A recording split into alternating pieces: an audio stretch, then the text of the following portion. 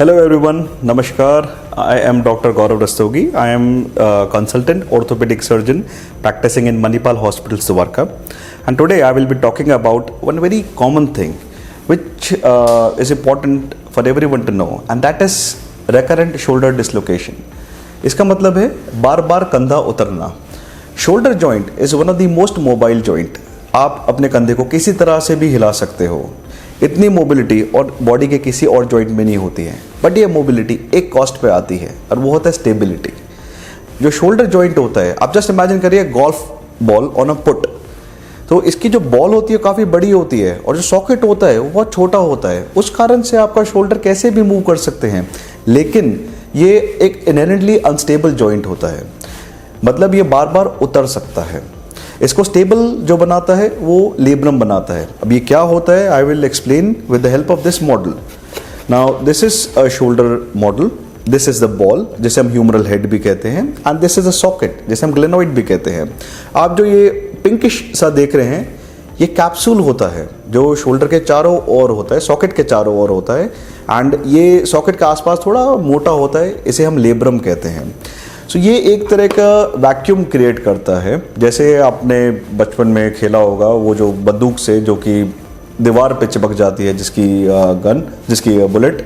सो उसमें क्या होता है, प्लास्टिक के आसपास एक रबड़ होता है, वो रबड़ वैक्यूम क्रिएट करता है, and that is how that bullet is able to stick on to the wall. The same thing happens in your shoulder, right. It is the labrum which increases the depth of the socket and makes your shoulder stable. कभी कभार कुछ चोट के कारण से आपका shoulder dislocate हो जाता है. आम तौर पे सबसे कॉमन ये होता है, आप जब गिर रहे होते हैं, अपने को बचाने के लिए आप किसी सीढ़ी वगैरह को पकड़ते हैं, यानी शोल्डर जो होता है आपका इस पोजीशन में आता है. ये शोल्डर का सबसे टाइट पोजीशन होता है, इसे हम कॉकिंग भी कहते हैं. एंड जब ऐसे होता है तो शोल्डर के इस वाले एरिया पे, कैप्सूल पे बहुत दबाव होता है, एंड कभी जब ज़्यादा जोर लग जाता है, जब झटका लग जाता है, तब ये कैप्सूल यहाँ से फट जाता है, लेब्रम फट जाता है और ये शोल्डर डिसलोकेट हो जाता है. इसे हम बैंकार्ट लीजन कहते हैं.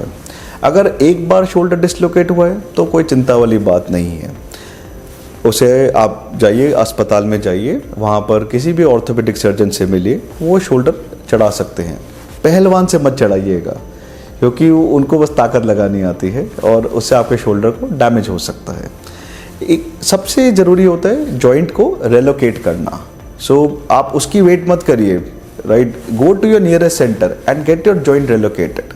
अगर कई बार बहुत दर्द होता है जब शोल्डर डिसलोकेट होता है, एंड आपको एनेस्थीसिया की रिक्वायरमेंट भी पड़ सकती है.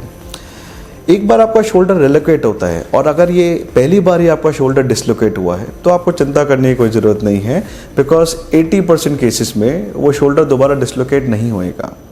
लेकिन 20% of people are unfortunate to have dislocation second time. जितने आप यंग होते हैं जब ये शोल्डर डिसलोकेशन होता है, उतना ही रेकरेंस रेट ज़्यादा होता है. मतलब कि अगर एक 30 साल के आदमी का शोल्डर डिसलोकेट होता है तो ये चांस कि उसका दोबारा शोल्डर डिसलोकेट होगा ये कम होता है as compare to a 16 year old, right. अगर 16 साल के लड़के का शोल्डर डिसलोकेट होता है तो काफ़ी हाई चांस है कि वो दोबारा डिसलोकेट होएगा.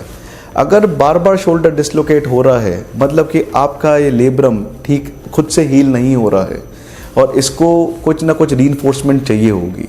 मतलब इसको सर्जरी की ज़रूरत पड़ेगी, जिसमें हम लेब्रम को उसके सॉकेट से जोड़ते हैं. एंड ये हम नॉर्मली आर्थ्रोस्कोपी से करते हैं, जिसे आप दूरबीन की सर्जरी या लेज़र की सर्जरी, ये लेमन टर्म से जानते हैं.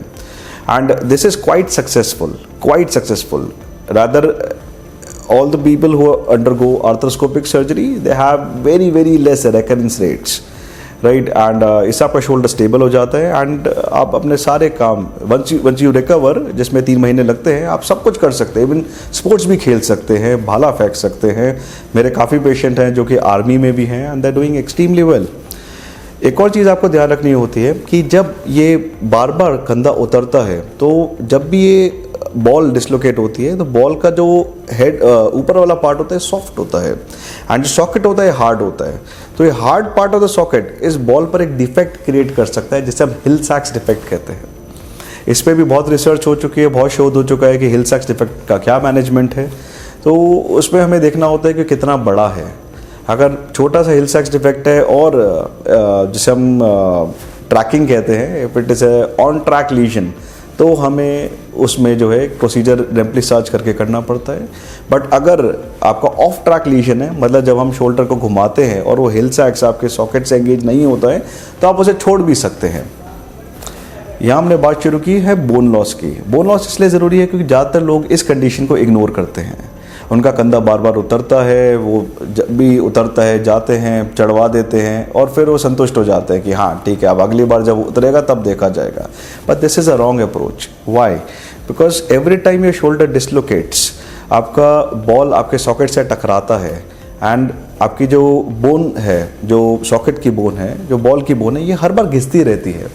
इसे हम बोन लॉस कहते हैं। एक टाइम आएगा जो आपका सॉकेट, जो कि एक नाशपाती की शेप का होता है, एक पियर शेप्ड होता है, ये आधा रह जाएगा। जब ऐसा होता है तो आर्थ्रोस्कोपिक सर्जरी जो है, दूरबीन की सर्जरी कारगर नहीं होती है। फिर अगर आप कहें कि आपका कंधा इतना स्टेबल हो गया है कि ये सोते हुए भी निकलने लग जाता है, कुछ भी करते हैं, अपने हाथ को हिलाते हैं, आपको डर लगता है कि उतर जाएगा, और फिर आप सोचते हैं कि नहीं भाई अब हम सर्जरी करवाऊंगा, अब मेरा कंधा जो है 12-13 बार उतर चुका है। तो that is a wrong approach, because अब इस टाइम पर arthroscopic surgery would not give you the results which you want.